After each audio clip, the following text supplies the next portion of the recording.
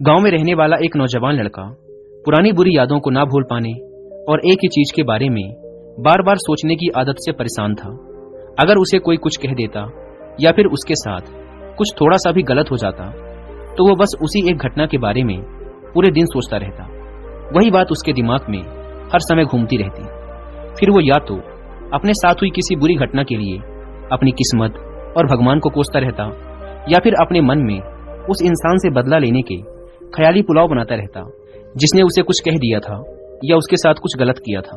अपने इस ज्यादा सोचने की आदत की वजह से ना तो लोगों के साथ उसके अच्छे रिश्ते थे और ना ही वह किसी काम को अच्छे से कर पाता था।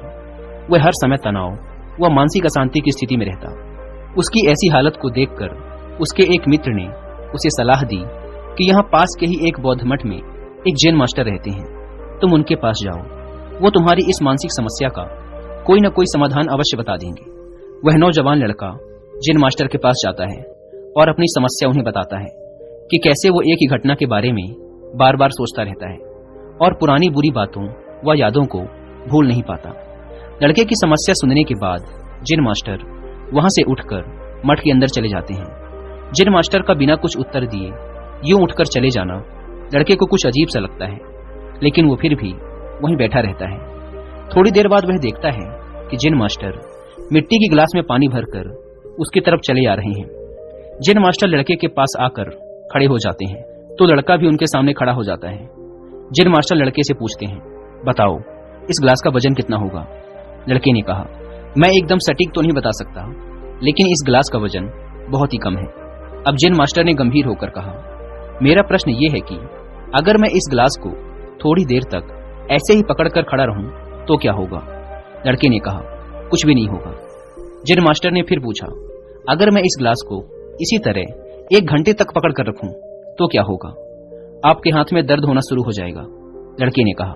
जैन मास्टर ने फिर प्रश्न किया, अगर मैं इस गिलास को ठीक इसी तरह पूरे दिन पकड़ कर रखूं तब क्या होगा?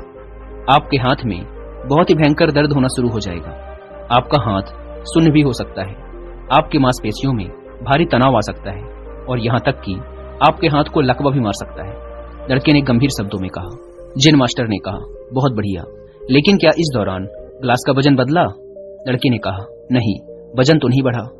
तब भला हाथ में दर्द और मांसपेशियों में तनाव क्यों आया? जैन मास्टर ने पूछा। बहुत समय तक पकड़े रहने के कारण, लड़के ने जवाब दिया। जैन मास्टर ने फिर प्रश्न किया, अब इस दर्द से छुटकारा पाने के लिए मैं क्या करूं? गिलास को नीचे रख दीजिए। लड़के ने कहा।